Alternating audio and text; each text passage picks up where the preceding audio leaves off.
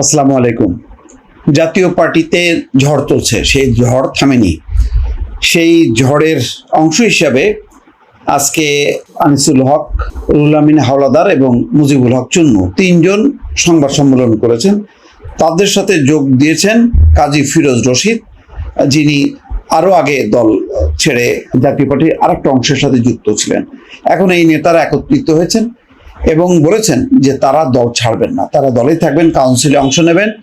এবং বলেছেন যে জিএম কাদের যেই গঠনতন্ত্রের যে ক্ষমতা বলে তাদেরকে অব্যাহতি দিয়েছেন, এটা একেবারেই অগণতান্ত্রিক।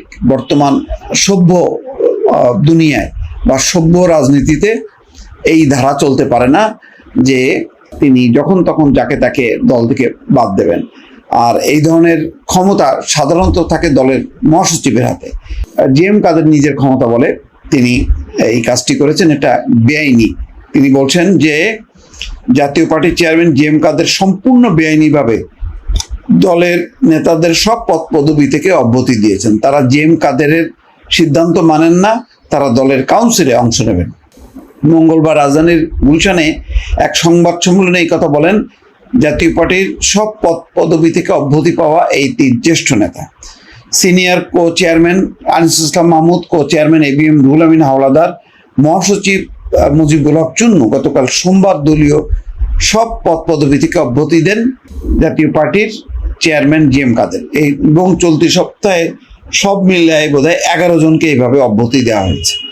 বিকেলে জাতীয় পার্টির কেন্দ্রীয় দপ্তর থেকে পাঠানো এক বিজ্ঞপ্তিতে এই তথ্য জানানো হয়। অন্যদিকে শামীম হায়দার পাটোয়ারিকে দলের মহাসচিব করার ঘোষণা দেওয়া হয়। এই নিয়ে গত এক সপ্তাহে 11 জন নেতাকে দল থেকে অব্যাহতি দেওয়া হলো। এই নিয়ে জাপায় অস্থিরতা চলছে। এসব বিষয় নিয়ে আগামীকাল বুধবার জাতীয় পার্টির চেয়ারম্যান জিএম কাদের গণমাধ্যমের সঙ্গে কথা বলবেন বলে দলীয় একটি সূত্র বলছে। আজকে সংবাদ সম্মেলনে আনিসুল ইসলাম মাহমুদ বলেন, জিএম কাদের যে সভা ডেকে তাদের বিরুদ্ধে ব্যবস্থা নিয়েছেন, এই সভা তিনি ডাকতে পারেন না। দলীয় গঠনতন্ত্র অনুযায়ী সভা ডাকতে পারেন দলের মহাসচিব, তাই তাদের বিরুদ্ধে যে সিদ্ধান্ত নেওয়া হয়েছে তা তারা মানেন না।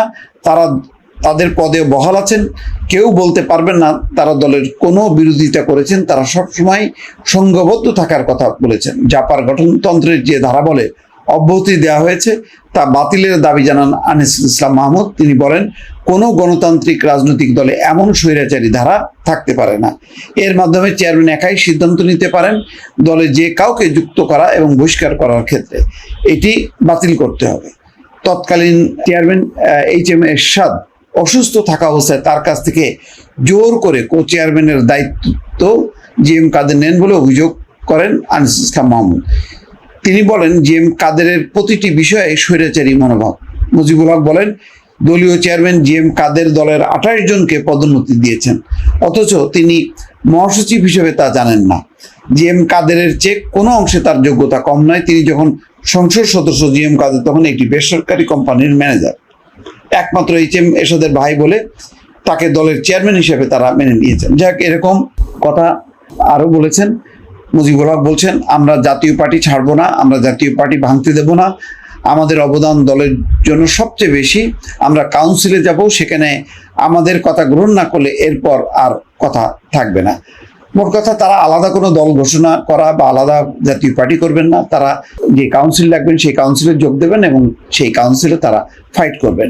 আসলে সেটাও জাতীয় পার্টির যে ধরন দলের হিসাবে, সেটাও মানে খুব যুক্তিযুক্ত হবে কিনা, গ্রহণযোগ্য হবে কিনা, এটা বলার অপেক্ষা রাখে না। তবে আমি গতকালকেই বলেছি যে জাতীয় পার্টি এটা হলো আরো পতনের দিকেই ধাবিত হবার মতন এইসব সিদ্ধান্ত। এমনিতেই মানে পুরো জাতীয় পার্টি কোনো গ্রহণযোগ্যতা নেই আপাতত কোনো রাজনৈতিক দল বা রাজনৈতিক অঙ্গনে বর্তমান যারা রাজনীতি করছে, তার মধ্যে আবার ভাঙন, ফলে আরো শক্তি ক্ষয়। এই ক্ষয়টা পরে যেটা হবে যে কোনো রাজনৈতিক শক্তি জাতীয় পার্টি দল হিসেবে আর গুরুত্ব পাবে না, এটা মোটামুটি নিশ্চিত। দর্শক ভালো থাকবেন, আল্লাহ হাফেজ।